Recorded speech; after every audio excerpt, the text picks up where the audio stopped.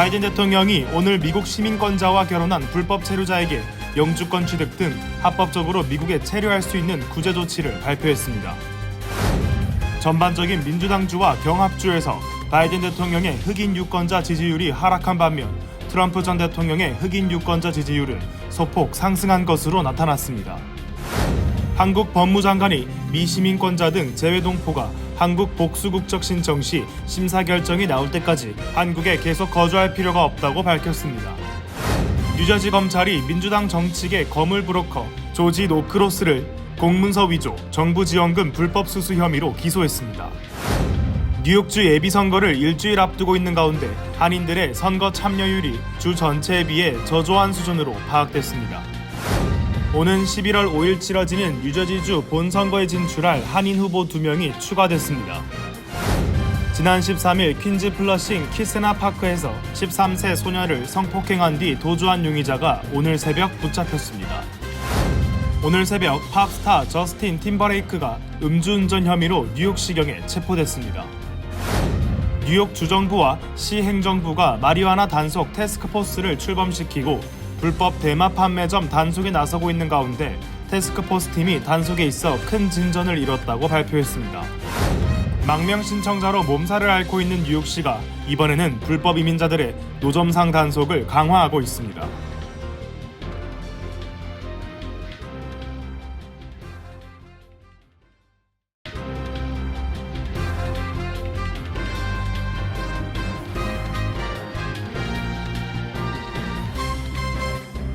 여러분 안녕하십니까? KBTV 뉴스9 이찬원입니다. 조 바이든 대통령이 오늘 미국 시민권자와 결혼한 불법 체류자에게 영주권 취득 등 합법적으로 미국에 체류할 수 있는 구제 조치를 발표했습니다. 이를 통해 최대 50만 명 정도가 혜택을 받을 수 있을 것으로 보입니다. 이번 조치는 올해 말 선거를 앞두고 이민 지지자들의 표심을 잡기 위한 것이라는 분석입니다. 전상 기자입니다. 바이든 대통령은 오늘 백악관에서 버락 오바마 대통령 시절 시행된 불법 체류 청년 추방유예 다카 제도 12주년을 기념하면서 불법 체류인 시민권자 배우자에게 합법적으로 미국에 체류할 수 있는 구제 조치를 발표했습니다. 이는 과거 군인 가족 등을 대상으로 시행된 임시 체류 신분 부여 정책과 같은 것으로 알려졌습니다. 해당 프로그램은 미국에 10년 이상 거주한 이민자들에게 취업 허가, 추방 방지, 영주권 신청 등의 기회를 제공합니다. 버락 오바마 전 대통령이 지난 2012년 시행한 불법 체류 청년 추방유예 다카 프로그램에 필적하는 가장 큰 이민 정책 중 하나가 될 것으로 월스트리트저널은 전망했습니다. 이 조치가 시행되면 시민권자의 불법 체류 배우자들은 추방당하지 않고 취업 허가를 받는 한편 시민권 취득 기회를 얻게 됩니다. 이를 통해 최대 50만 명 정도가 혜택을 받을 수 있을 것으로 보입니다. 이번 결정은 바이든 대통령이 대선을 앞두고 유권자들이 민감하게 여기는 정치 쟁점인 이민 문제에서 균형을 잡으려는 노력의 일환이라고 뉴욕타임즈는 짚었습니다. 남부 국경에서 더욱 강력한 통제를 원하는 대다수 유권자의 요구에 부응하려 최근 남부 국경에 사실상 빗장을 거는 행정명령에 서명한 바이든 대통령은 라틴계 유권자와 진보 진영의 민심 이반 조짐이 보이자 이번 조치를 기획했다는 것입니다. KBTV 뉴스 전상입니다. 어제 발표된 바이든 대통령과 트럼프 전 대통령의 지지율에 따르면 전반적인 민주당 주에서 바이든 대통령의 흑인 지지율이 하락한 반면 트럼프 전 대통령의 흑인 지지율은 소폭 상승했습니다.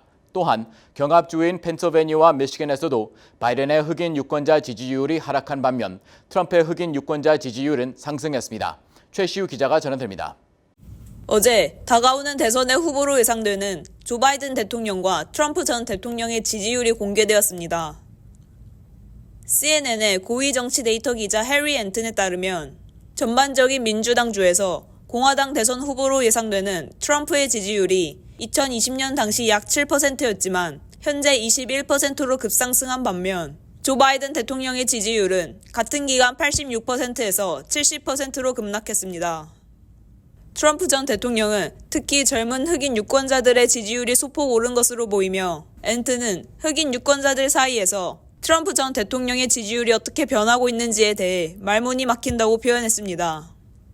50세 이하 흑인 유권자 내에서 바이든에 대한 지지율은 2020년 당시 80%포인트 우위였지만 현재는 37%포인트 우위로 급락했다고 엔트는 상세히 설명했습니다.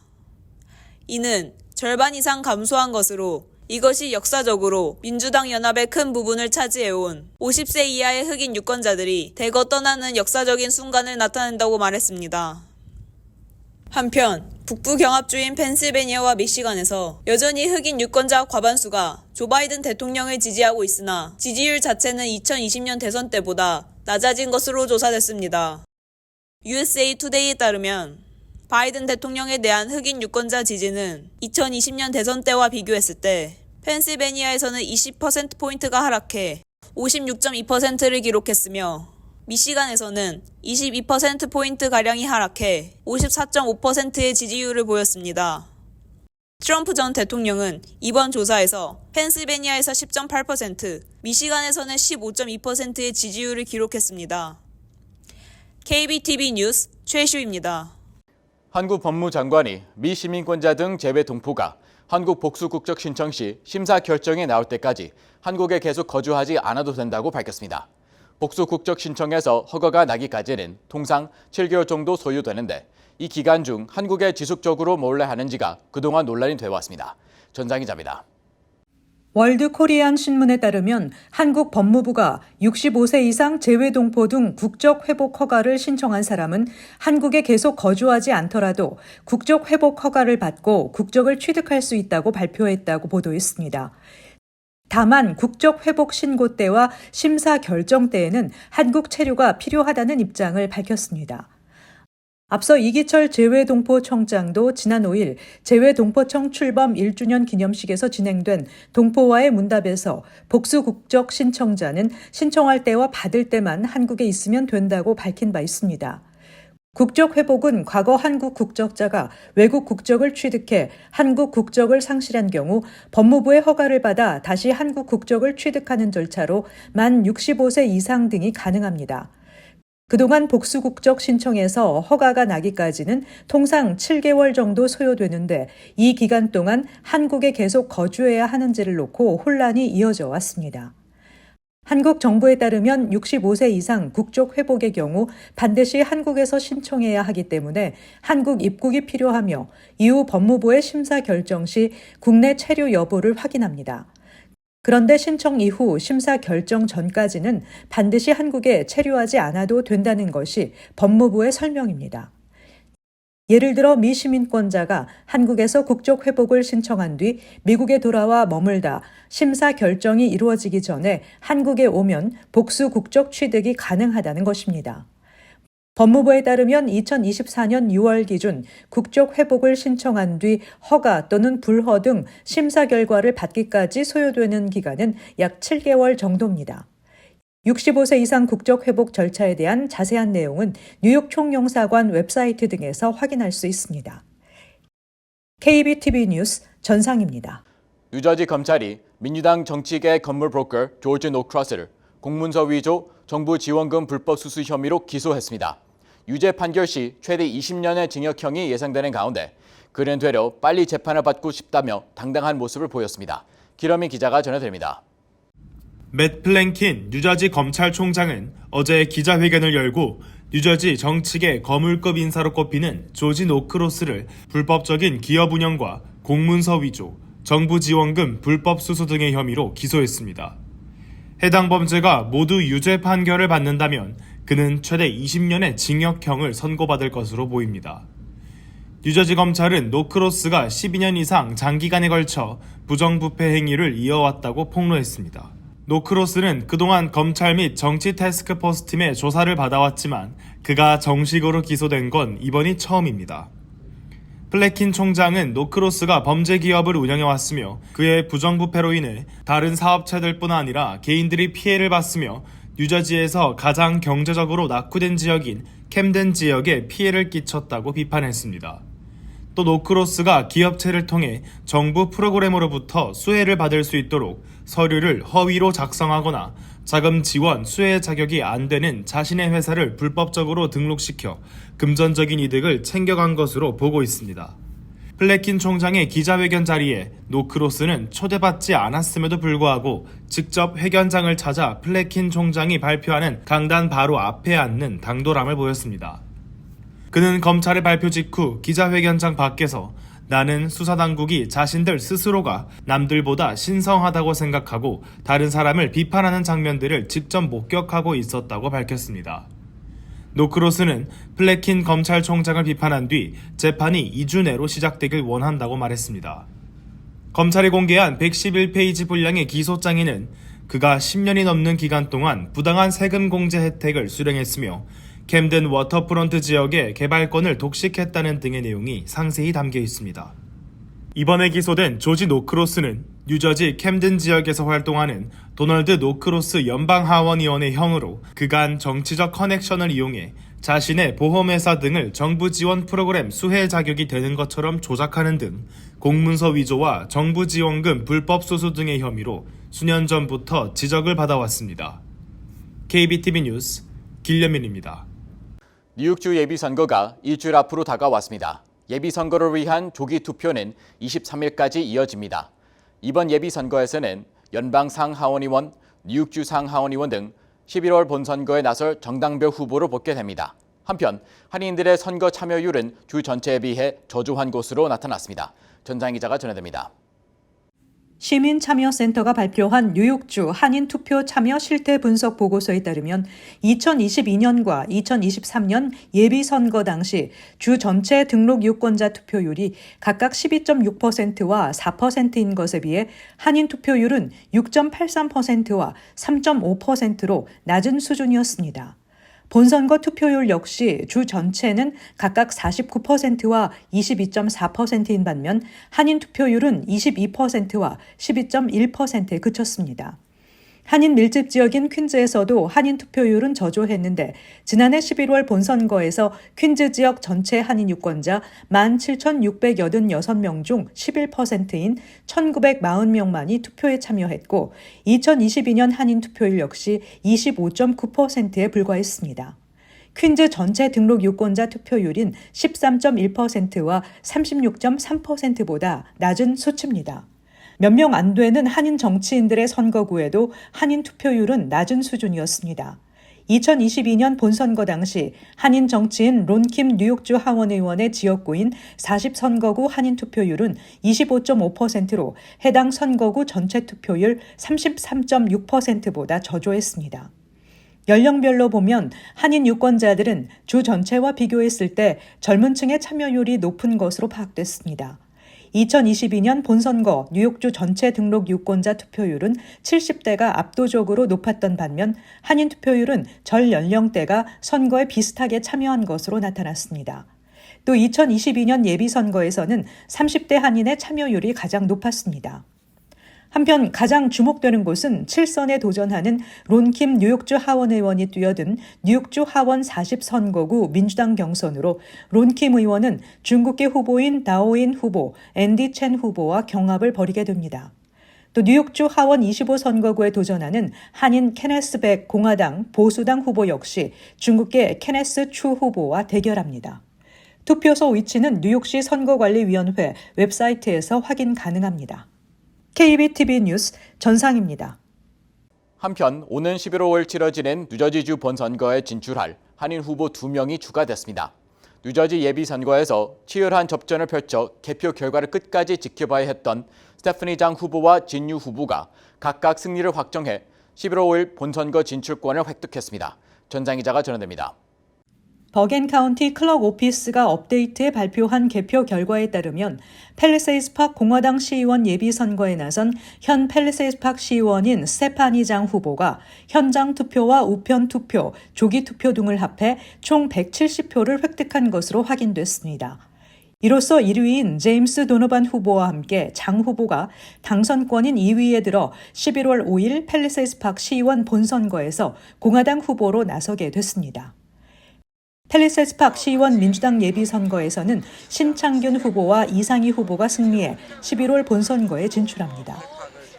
팰리세이드 파크 시의원 공화당 예비선거는 아직 잠정 투표 9개 표에 대한 개표가 이루어지지 않은 상태이지만 장 후보와 3위 조지 헤도리스 후보 간 격차가 이미 13표 차로 벌어져 장 후보의 2위가 확정된 것입니다. 올드태판 시의원 공화당 예비선거에서는 시의원 연임을 노리는 진유 후보의 승리가 확정됐습니다. 올드태판은 시의원 민주당 예비선거에 출마 후보가 없을 정도로 공화당이 강세인 지역이라 유 후보는 11월 본선거에서 최종 당선을 사실상 예약한 셈입니다. 이로써 11월 5일 뉴저지 본선거에는 뉴저지 연방상원 최종 당선을 노리는 앤디 킴 연방 하원 의원 등 총 11명의 한인 후보가 나서게 됩니다.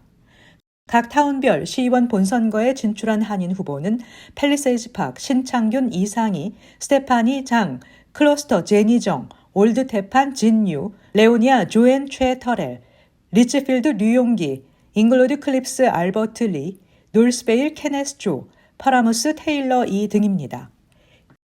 KBTV 뉴스 전상입니다. 지난 13일 퀸즈 플러싱 키세나 파크에서 13세 소녀를 성폭행한 뒤 도주한 용의자가 오늘 새벽 붙잡혔습니다. 용의자를 잡은 건 다름 아닌 지역 주민들로 그들이 힘을 합쳐 용의자를 잡은 뒤 경찰에 넘겼습니다. 방복형 기자가 전해드립니다. 퀸즈 공원에서 13세 소녀를 잔혹하게 성폭행한 혐의로 수배 중인 25세 에콰도르 이민자 지오바니 잉가란디가 퀸즈 주민들에 의해 체포됐습니다. 경찰은 지역 주민들이 경찰이 공개한 영상과 수배 포스터에서 그를 알아보고 붙잡아 911에 전화한 후 그를 체포했다고 말했습니다. 주민들은 그가 약 2주 전부터 코로나의 한 델리에 오기 시작한 것을 알아차리고 월요일 밤 그를 기다리기로 결정한 뒤 새벽 1시쯤에 대여섯 명의 시민들이 그를 덮쳐 붙잡았습니다. 체포를 도운 주민 중 한 명인 제프리 플로레스는 그가 가게에 들어갔고 나는 그가 가게에서 나올 때까지 기다렸다가 그를 바닥으로 끌고 갔고 몇 사람이 나를 도와줬다고 전했습니다. 이어 주민들과 함께 그를 때리고 벨트로 묶은 뒤 경찰이 올 때까지 도망가지 못하게 잡아뒀다고 말했습니다. 플로레스에 따르면 그의 친구가 플로레스에게 인스타그램에서 용의자의 사진을 보여줬고 사진을 보고 난 후 플로레스는 그를 기다렸다가 잡았습니다. 용의자는 지난 13일 퀸즈 플러싱 키세나 파크에서 10대 학생 2명을 칼로 위협한 뒤 신발끈으로 손목을 묶고 13세 소녀를 성폭행한 후 스마트폰을 뺏어 달아났습니다. 이에 경찰은 용의자의 사진을 공개하고 플러싱 전역에 수배를 내린 뒤 $10,000의 보상금을 걸었습니다. KBTV 뉴스 방복현입니다. 팝스타 저스틴 팀벌레이크가 오늘 새벽 음주운전 혐의로 체포됐습니다. 경찰에 붙잡힌 그는 마티니를 한 잔 마셨을 뿐이라 진술한 것으로 전해집니다. 방복현 기자가 전해드립니다. 팝스타 저스틴 팀버레이크가 오늘 새벽 1시경 뉴욕 롱아일랜드에서 음주운전 혐의로 체포됐습니다. 팀버레이크는 무려 3번이나 하악검사를 거부한 뒤 음주운전 혐의로 롱아일랜드 세그하버에서 체포됐습니다. 팀버레이크는 스탑 사인을 무시하고 운행하다가 경찰에 붙잡혔으며 이후 음주 측정을 위한 하악검사를 3차례나 거부했습니다. 뉴욕 경찰은 그가 경찰에 잡혔을 때 이미 술 냄새가 진동했으며 눈은 충혈된 채 풀려 있었다고 밝혔습니다. 팀버레이크는 경찰에 마티니 한 잔을 마시고 친구 집으로 따라가는 중이었다고 말했습니다. 경찰 진술 시 그는 불안정하고 말이 느린 상태였으며 경찰과의 대화에도 집중하지 못했던 것으로 전해지며 무려 40분 동안 하악검사를 거부한 것으로 드러났습니다. 팀버레이크 측은 체포 여부에 대해 공식적인 답변을 내놓지 않고 있습니다. 올해 나이 43세인 팀버레이크는 가수 겸 배우 등으로 활동하고 있으며 섹시백 등 여러 히트곡을 만든 대표적인 팝스타입니다. KBTV 뉴스 방복현입니다. 뉴욕주 정부와 시 행정부가 함께 협력해 마리화나 단속 태스크포스 출범시키고 불법 대마 판매점 단속에 나서고 있는데요. 캐티 호쿠 뉴욕 주지사는 태스크포스 팀이 단속에 있어 큰 진전을 이뤘다고 발표했습니다. 기러민 기자가 전해드립니다. 뉴욕 전역에서 불법적인 마리화나 상점이 줄줄이 폐쇄되고 있습니다. 캐시 호컬 뉴욕 주지사는 지난 5월 21일 마리화나 단속 태스크포스를 출범한 이후 114개에 달하는 불법 매장을 폐쇄하고 $2,900만 상당의 불법 마리화나 제품을 압수했다고 밝혔습니다. 또한 합법적인 마리화나 판매소의 매출이 27% 증가했다며 이는 합법적으로 판매 자격증을 취득한 사람들에게 정의를 안겨준 것이라고 기뻐했습니다.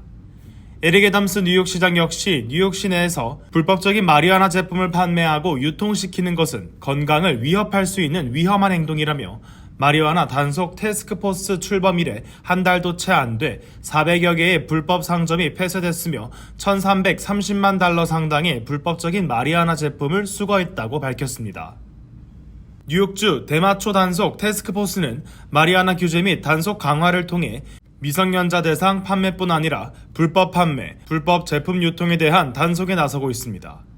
최근 발표된 집계에 따르면 뉴욕시에서는 약 2,000개의 불법 대마초 상점이 있는 반면 합법 상점은 약 100개에 그치는 것으로 조사됐으며 특히 고등학생들이 학교 인근에서 대마초를 피우는 것을 쉽게 목격할 수 있다는 시민들의 신고와 비판이 이어지고 있습니다.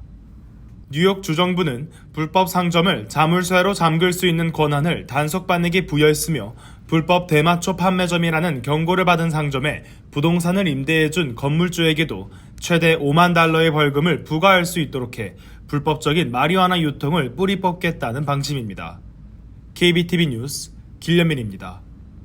망명 신청자로 몸살 앓고 있는 뉴욕시가 이번에는 불법 이민자들의 노점상 단속을 강화하고 있습니다. 기러민 기자가 전해드립니다. 최근 본격적인 무더위가 시작되면서 노점상들에게는 성수기가 찾아왔습니다. 여름철 관광객이 몰려드는 배터리파크 근처에는 과일과 모자, 뉴욕 기념품을 파는 노점상이 즐비하게 자리 잡기 시작했습니다. 최근 뉴욕시 공원 단속국은 뉴욕시경과 협력해 로어 맨해튼에 위치한 공원에서 면허 없이 불법적으로 길거리에서 과일을 팔고 있던 32세 이민자와 그의 14세 딸을 체포하는 영상이 공개되기도 했습니다. 하지만 뉴욕시는 여름철 시민들의 건강관리를 위해서라도 불법적으로 음식을 판매해서는 안 된다며 대대적인 단속을 강화한다는 입장입니다. 이에 실제로 2019년 대비 작년에만 공원 내 불법 노점상 티켓 발부 건수는 30%가 늘어났습니다. 작년에 발부된 티켓은 총 1,602건으로 2019년에 기록한 1,249건에 비해 크게 늘었습니다. 특히 노동허가증이 없어서 합법적으로 취업하지는 못하지만 가정을 먹여 살려야 하는 망명 신청자들이 공원 곳곳에서 불법적으로 과일 및 기념품 등을 파는 것으로 조사됩니다. 뉴욕시 행정부와 일부 시민들은 시민들의 건강과 합법적으로 노점에 나서는 판매자들을 생각해서라도 불법적인 판매를 근절해야 한다고 주장하고 있습니다. 하지만 일부 시민들은 뉴욕시가 망명 신청자 보호소 체류기간 30일 제한 조치에 나서며 그들을 길거리로 몰아내고 있는 가운데 노동허가를 주지 않으면 이들을 범죄자로 전락시키는 것이라며 임시 노동허가라도 줘야 한다고 주장하고 있습니다. KBTV 뉴스 길련민입니다. 월스트리트 저널은 세계 국가들이 자국의 새 AI 컴퓨터 시설에 수십억 달러를 쏟아붓고 있다며 각국 정부의 목표는 자국 내 첨단 AI를 개발하고 현지 데이터를 기반으로 모국어를 이용하는 대규모 언어 모델을 학습시키는 것이라고 밝혔습니다. 이는 첨단 기술을 놓고 미국과 중국 사이의 긴장의 갈등이 점차 고조되는 가운데 다른 국가들이 미, 중 어느 한쪽에 의존하지 않고 전략적 자립을 추구하려는 것이라고 월스트리트 저널은 분석했습니다. 국가적인 AI 모델 구축에 상대적으로 많은 지출을 하는 국가는 싱가포르이 꼽히고 있습니다. 캐나다는 지난달 스타트업과 개발자들을 위한 국가 컴퓨팅 전략의 일부로 15억 달러를 투자하기로 했습니다. 일본은 AI 컴퓨팅 역량을 강화하기 위해 7억 4천만 달러를 투자한다고 밝혔습니다. 케냐는 지난달 마이크로소프트, 아랍에미리트 국영 AI 기업 G42와 10억 달러 규모의 데이터 센터 구축 계약을 체결했습니다. 최근 인공지능과 사물 인터넷 기반 소프트웨어 도입으로 운전자의 운전 습관 추적이 가능해지면서 안전운전자 할인 프로그램 시장이 더욱 확장하고 있습니다. 프로그레시브는 스냅샷 프로그램에 가입하면 연간 보험료 할인을 평균 231달러 받을 수 있습니다. 업체 측은 급제동과 가속을 제한하고 휴대폰 사용을 피하고 자정부터 오전 4시 사이에 운전하지 않는 것이 프로그램 혜택을 극대화할 수 있다고 밝혔습니다. 네이션와이드의 경우 스마트 라이드 프로그램에 등록하면 요금이 10% 할인되고 갱신하면 최대 40%까지 증가합니다. 운전 습관 추적 평가로 일부 회사는 오히려 보험료를 인상할 수 있습니다. 올스테이트, 아메리칸 패밀리, 파머스 앤 트래블러, 게이코와 프로그레시브는 안전하지 않은 운전자로 평가될 경우 보험료가 인상될 수 있다고 밝혔습니다. 6월 19일 노예 해방일에는 연방기관과 은행, 우정국 등은 휴무합니다. 개인 업체는 선택적으로 휴무를 결정하고 있습니다. 우정국은 수요일 당일 모든 우체국은 쉽니다. USPS를 통해 우편물을 보내거나 받아야 하는 경우 수요일은 피해야 합니다. 민간 업체인 UPS와 FedEx는 문을 엽니다. 다만 지점마다 다를 수 있어서 미리 영업시간을 확인하는 것이 좋습니다. 대부분의 은행은 문을 닫지만 ATM과 온라인 뱅킹은 이용할 수 있습니다. 주식시장도 내일 휴장합니다. 오늘 오전 9시쯤 할렘에서 1살 여아가 타고 있던 자동차를 훔친 용의자가 체포됐습니다. 아이의 어머니가 클로이 학교 앞에 이중 주차를 하고 큰딸을 데리고 나간 후 용의자가 차 운전석에 뛰어들어 차를 몰고 도주한 것입니다. 경찰은 차량 내부에 남겨둔 휴대폰을 사용해 차량을 추적할 수 있었습니다. 다행히 아이는 부상을 입지 않았습니다. 뉴욕에서 아이를 태운 차량이 도난당한 것은 사흘 만에 두 번째입니다. 지난 주말 브롱스에서는 6개월 된 남아를 태운 차가 도난당한 바 있으며 아이는 안전하게 구조됐습니다. 국립해양대기청은 뉴저지 해수면 상승이 빠른 속도로 진행돼 이는 뉴저지주에 큰 위협으로 다가오고 있다고 발표했습니다. 국립해양대기청은 증가된 탄소 배출로 인해 대기 및 해양 가열이 증가해 육지의 빙산과 빙하가 녹고 해양에 열 팽창이 발생해 미국 대부분 지역의 해수면이 상승할 것이라고 밝혔습니다. 보고서는 인간이 초래한 기후변화로 인해 금세기 말까지 국가 해안의 해수면이 최소 2피트 상승할 가능성이 점점 높아지고 있다고 지적했습니다. 또 2100년까지 해수면이 약 2.5에서 3.5피트 상승할 것으로 예상한다고 밝혔습니다. 뉴저지에서 새로 제안된 규정에는 연방재난관리청이 설정한 기존 홍수 높이보다 5피트 더 높은 새로운 구조물을 건설해야 합니다. 잠시 후 커뮤니티 브리핑을 전해드립니다.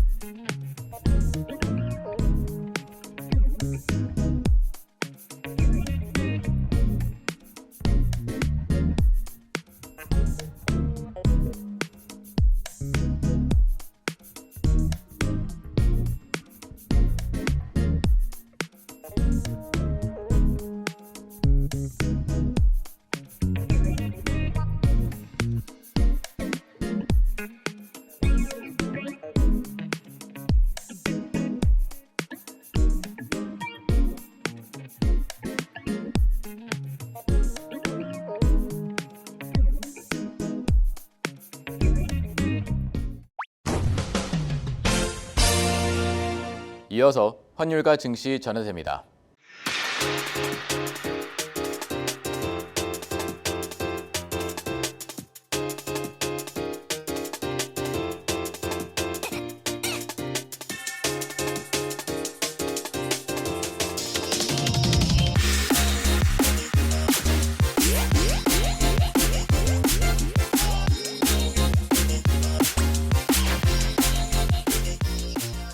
잠시 후 뉴욕과 뉴저지 날씨 전해드립니다.